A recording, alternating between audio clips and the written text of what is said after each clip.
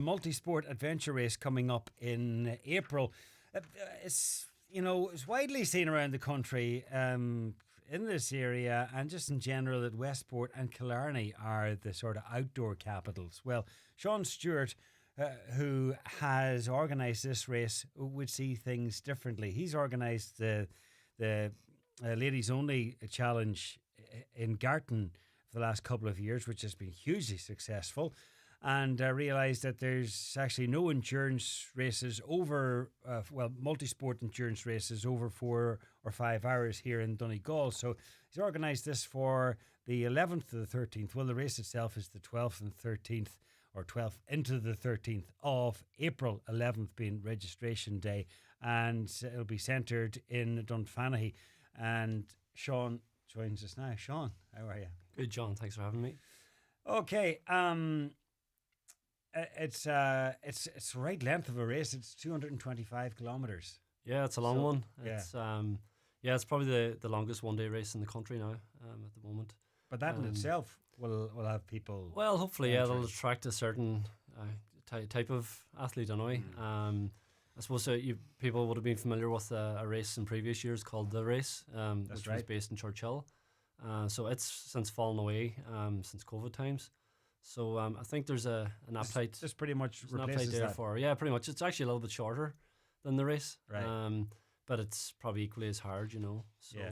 I'm kind of hoping that people will take it on as a solo or as a team, so you can enter as teams as well. Enter solo and teams. What size of teams? So you can go in as a 2-person team or as three-person, and you can split up the 6 stages between you. You know, so you can either do as a 2 and do 3 stages each, or go in as a 3-person and you can choose 2 stages each. All right. Which makes it a wee bit easier, but there's nothing easy about this in general. Yeah, it's a long one, and it's designed to be tough, you know. Yeah. I mentioned there Westport and Killarney, 2 places that would be synonymous with the great outdoors and with a lot of adventure races, whether that's cycling or running or a combination or kayaking, what all the rest of it is. Donegal, I mean, we have places for that in abundance and beautiful scenic places. I know this race is taking in a lot of lovely scenery as well, but we should, why have Westport and Killarney, stolen a lead in some ways? I think it's just very much down to marketing and publicity, like I've raced all over Ireland and elsewhere, and what we have on our doorstep here in the Northwest is as good as anywhere. As good as anywhere, yeah, it really is. And that's part of my reason for setting this up, is because I've been training on those roads all my life, and I want other people to experience it, And is that is it really? You've done these sorts of races elsewhere in the here there's some shorter ones here. And were you in the race? I did 1 year, yeah. Okay, yeah. But shorter ones here in Donegal, and then around the country, and then elsewhere in Europe or around the world. I know you're off to New Zealand next month, so we'll chat about that in a second. But and then you see how these are organised and the sort of terrain and the areas, and you've realised, listen, Donegal. Can do this. Yeah, should be doing this. If you look at the course, itself, like people are familiar with the Northwest. We're based in Dunfanaghy, which is a great tourist village. We've got a dune run out over to Tramore Beach, which is spectacular on its own. That's the start. The 7 kilometres. Yeah, 7 kilometres. And then we have a bike stage which takes you around Maharorty and Bloody Foreland, Knockfalla. Some really stunning Wild Atlantic Way roads. The race goes in a loop, so that the bike then is the first part of that loop. Yes, essentially. Yeah. So it starts to take you around towards Dunlewy. Okay. And we've used Dunlewy actually as quite a good base because you've got Errigal and you've got the lake there. So both of those are stages. All right. And then there's another large cycle to take you back towards Creasla, and then a final run then into Dunfanaghy again. That large cycle takes in Knockalla and Fanad and Atlantic Drive. Yes, so it's, that's right. Yeah, a bit of a beast in itself. So it's when I say it's a loop, it's a wide loop over the Harry Blaney Bridge and on around. Yeah, it takes in kind of most of the nice landmarks in the northwest of the county. Yeah. There's going to be a lot of action down around Dunlewy and Errigal, because the mountain run is up and down Errigal. Up and down Errigal, and then the kayak is on the lake at Errigal. So it's a good place to centralise everything for spectators and family to come and watch. And I think what's great about this race too, and it's kind of unique, is that you're allowed crew.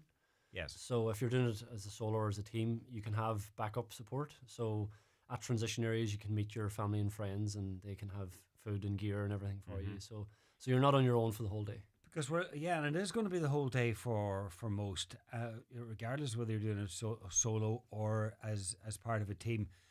The winner. What sort of time are we chatting about? Well, I've done my own calculations on it, and roughly around 11 hours, I think. Should be a reasonable time frame for the winner. And there's a 22-hour cut-off. So I guess we've also done our timing for some of the slower end of the race, and we're looking around 20 hours. So about 22 hours should see it, yeah. Because for the majority of people entering, it won't be about winning it, it'll be just about getting through it. Oh, absolutely. And around the course. That's part of the reason, was to get people involved in it. I could have had a much tighter cutoff, but I want people to get out there and experience it. I think a lot of people are used to doing marathon distance, 4 hours, 6 hours.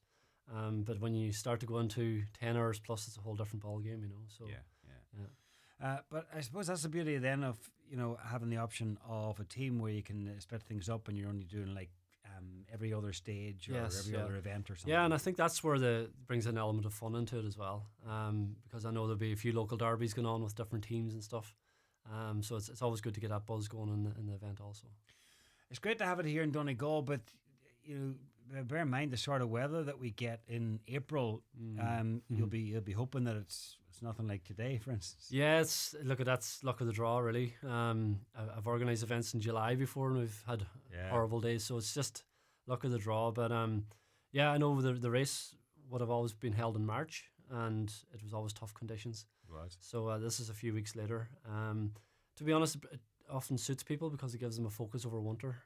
It gives them a chance to train and that, and but it's hard. It's hard. It is. It's hard. It makes you tough, though. Yeah.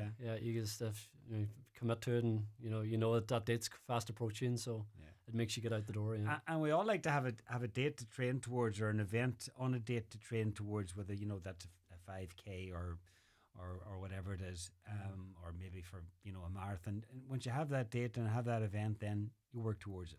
Very much so. Yeah. It's about having a goal. Even if I know myself, if it's 6 months or a year away, at least there's something there for you to focus on. Yeah. And speaking of something to focus on for yourself, you're off to New Zealand, and it's for an event that's broadly similar to this. Yeah, it's very similar actually. It's the coast to coast. So it's probably the biggest multi-sport race you can do in the world. Well, it is, yeah. So biggest as in biggest entry. As in, yeah, it's called the World Championships of Multi-Sport. So it draws people from all over. So yeah, back I raced in 2023. In this? So in this, yeah. Right. And so I'm going back for another crack at it, try and improve a little bit. Okay. But so yeah. Similar to the way Donegal, we would like where we would love it positioned differently when it comes to these sort of races. New Zealand are up there at the top of the pile. We think New Zealand, we think the outdoor, we think adventure, and challenges and races. Yeah, very much. And they're quite similar to us in New Zealand actually. I've experienced that terrain, people, lifestyle, everything. Yeah, very, very similar. So one thing is that over there, everything's quite raw.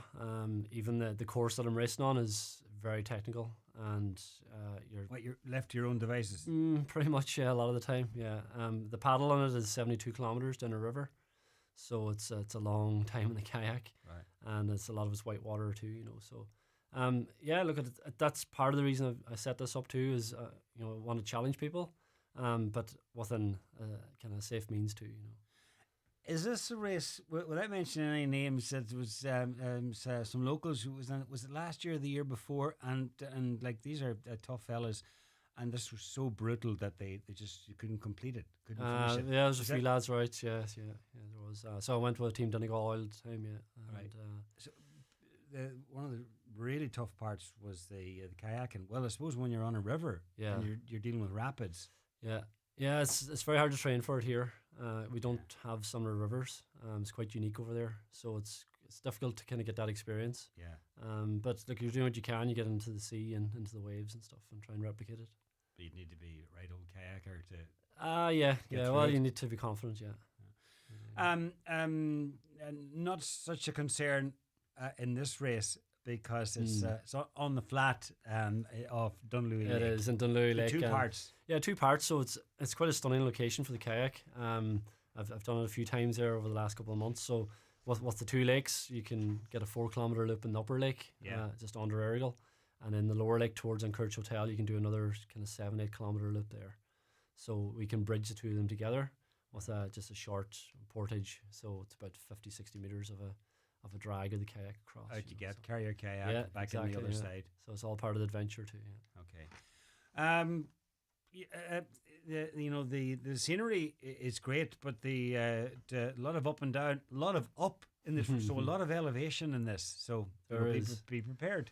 Yeah, look at Errigal especially. I suppose it's not from the car park; it's from Dunlewy, which adds another couple of 100 meters ascent. I'd forgotten that. Yeah, but what goes up comes down, So yeah, no, look at it. It's a tough day out, but I think that's what people are after too, And by the time you get to Dunfanny, you'll know you've achieved something, and absolutely, yeah, for sure.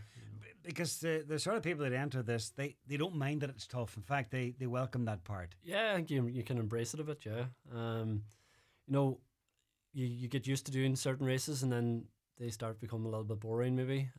So then you look for the next challenge, and I think sometimes you need to do something that maybe scares you a little bit, and by looking at that, maybe you might be saying, don't know if it's for me. Yeah, but a lot of people thought that with the race the first time round too, and even as John and I organised the 555 for a few years. We started out with 20, and within 2 years there was 120. I think once people realised that this is what it was about, they jumped at the chance then, So because it might, like when you hear of distances of 555, or in this case, what was it, 225? Yeah. It's daunting to many, but for some that's just a challenge. Yeah, that's it. Yeah, that they want to embrace. And that's kind of what I'm putting out there. Yeah. The name Balor, where'd that come Balor, from? Yeah, I suppose it's synonymous with the area of Falcara and around bloody Foreland. So Balor being the one-eyed evil king of Tory. So right. A bit of mythology there. Yeah. So just I suppose. He was known for being tough, was he? He was known for being tough and resilience and all of that. So right. I thought it suited the area, suited the race, and also like the Dunlewy and the Poison Glen and all is part of that, So, yeah. Okay, well, onwards and upwards. The best of luck to yourself in the meantime. Anyhow, what's the dates in? Yeah, race day is the 8th of February. 8th of February, so I'm away 3 weeks today. So you've been training. I know you're a teacher, so you have to get up early to do. Yeah, 5 o'clock starts a lot of the time. Yeah, so through the winter. Yeah. Well, you have no choice. When no choice really. Yeah, it's this last kind of 3-4 months. So just early starts and trying to get stuff in when I can. Yeah. So and when you say stuff, it's running, cycling. Yeah, and good mix. Kayaking. It's running, cycling, kayaking. Yeah. So you'll probably have covered bits of this in your training. All of it. Yeah. Yeah. Here we are. Okay. Well, just a reminder that it's the Balor multi-sport race, and the dates, registration's on the 11th, and then the race itself the 12th into the 13th of April. And where can people register or get more information? Yes, Facebook and Instagram. If you look for Balor multi-sport race, you'll get it. And the website for race registration is multisportireland.ie. Okay, Shaun Stewart, the best luck with it, and Thanks the best of luck in New Zealand. Thanks, John. Thank you.